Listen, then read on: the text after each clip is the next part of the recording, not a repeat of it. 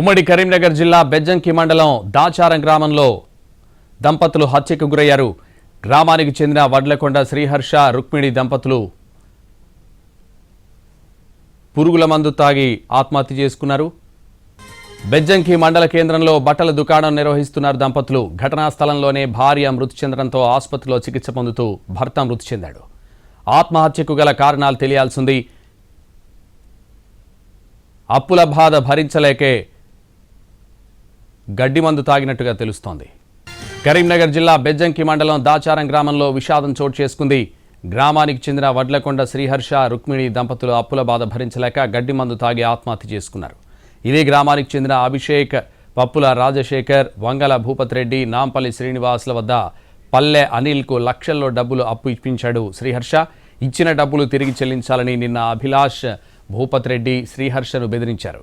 గ్రామంలో పరువు పోతుందన్న మనస్తాపంతో దంపతులిద్దరూ ఆత్మహత్య చేసుకున్నారు. అప్పు ఇచ్చిన వారు, తీసుకున్నవారు తనను మానసికంగా వేధించడంతోనే ఆత్మహత్య చేసుకుంటున్నట్టు సూసైడ్ నోట్ రాశారు దంపతులు. ఇదే విషయానికి సంబంధించి మరింత సమాచారం మా ప్రతినిధి భాస్కర్ అందిస్తారు. భాస్కర్. సంతోష్, బెజ్జంకి మండలం దాచారం గ్రామంలో విషాదం చోటు చేసుకుంది.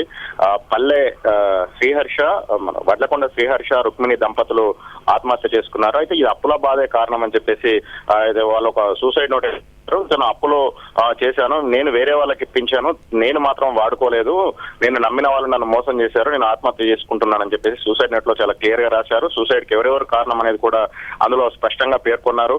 తను నమ్మిన వారు తనను పరువు తీశారు. అయితే ఈ శ్రీహర్ష బెజ్జంకి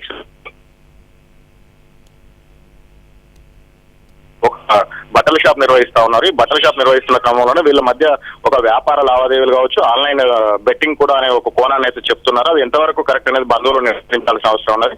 అయితే ఈ లావాదేవీల నేపథ్యంలోనే రావికంటి అభిషేక్, తర్వాత వంగాల భూపత్ రెడ్డి అనే ఇద్దరి వద్ద ఇతను లక్షల్లో అప్పు ఈ అనిల్ అనే వ్యక్తికి ఇప్పించాడు. అయితే ఇప్పించిన ఆ వ్యక్తి డబ్బులు చెల్లించకపోవడం, కొన్ని నెలల వ్యవధిలోనే ఈ రకంగా నన్ను వేధిస్తున్నారు, నేను డబ్బులు ఇస్తాను, నాకు ఆస్తులు ఉన్నాయని చెప్పేసి చెప్పినప్పటికీ కూడా అతన్ని ఆ బజార్ లో అంటే బెజ్జంకి ఎక్స్టోర్ లో తన షాప్ ముందుకు వచ్చి తనని అవమానానికి గురి చేశారు, తిట్టారు. తర్వాత బెదిరింపులకు గురి చేసిన నేపథ్యంలోనే కారులో ఎక్కించుకొని తీసుకెళ్లి బెదిరించి తనను రోడ్డు మీద వదిలేసిపోయారు. తనకు అవమానంగా భావించి నేను ఆత్మహత్య చేసుకుంటున్నాను, అందరూ జాగ్రత్త, అతను నా ఆత్మహత్యకు కారణమైన వాళ్ళు ఎవరైతే ఉన్నారో భూపత్ రెడ్డి కావచ్చు, అభిషేక్ కావచ్చు, తర్వాత రాజశేఖర్ కావచ్చు, అనిల్ కావచ్చు, వీళ్ళందరిపైన కఠినంగా చర్యలు తీసుకోవాలి, ఇంకొకరికి ఎటువంటి గతి పట్టకూడదు అనే సూసైడ్ నోట్ లో తను స్పష్టంగా శ్రీహర్ష పేర్కొన్నారు. అయితే రుక్మిణి ఒక చిన్న పాపను వాళ్ళకు కూడా గడ్డి మందు ఇచ్చి చంపడం అనేది మాత్రం ఒక అందరినీ కలిసివేస్తున్న పరిస్థితి ఉన్నది. గ్రామంలో ఒక విషయాలు నెలకొనని చెప్పవచ్చు. చిన్న పాప, అభశుభం తెలియని చిన్న పాపను, అసలు సంబంధం లేని తన భార్యకు కూడా గడ్డి మందు ఇచ్చి వీళ్ళు కొన్ని రోజులకి నుంచి అంటే దాదాపు ఒక 6 రోజుల నుంచి ఈ రకంగా మదన పడుతూ తన ఈ చర్యకు ఒడిగట్టానని చెప్పేసి సూసైడ్ నోట్ లో క్లియర్ గా పేర్కొన్నారు. అయితే చిన్న పాపను, అభశుభం తెలియని చిన్న పాపను, ఆ తర్వాత భార్యను కూడా తనకి ఏమాత్రం ఏ విషయం సంబంధం లేని భార్యకు కూడా గడ్డి మందు ఇచ్చి అంటే ఆత్మహత్యకు కారణం అవడం, దాంతో పాటుగా చితిపైన తమ ముగ్గురిని ఒకే చితిపైన వేసి దానం చేయండి అని చెప్పేసి పేర్కొనడం అనేది అందరినీ ఒక కలిసివేస్తున్న సిచ్యువేషన్ అని చెప్పవచ్చు సంతోష్. అయితే పోలీసులు అక్కడికి వెళ్లారు, సూసైడ్ నోట్ ను స్వాధీనం చేసుకున్నారు. సూసైడ్ నోట్ ఈ సంబంధిత వ్యక్తులు ఎవరైతున్నారో, ఆత్మహత్య కారణమైన వ్యక్తులు ఎవరైతున్నారో, ఈ అసలు ఆత్మహత్యకు దారితీసిన కారణాలు ఏంటి అనే కోణం నుంచి అయితే బెజ్జంకి పోలీసులు విచారణ జరుపుతా ఉన్నారు Santosh. Right Bhaskar, thank you.